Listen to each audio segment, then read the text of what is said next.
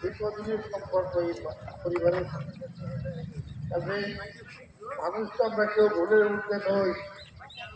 আমার ছোট ভাই দীর্ঘদিন এই সমাজে বসবাস করেছেন বলেছেন, তার আশা আচরণে পরিবারের পক্ষ থেকে আত্মীয়তার বন্ধনে আবদ্ধ বিদায়ী আপনাদের সামনে ক্ষমা চাচ্ছি।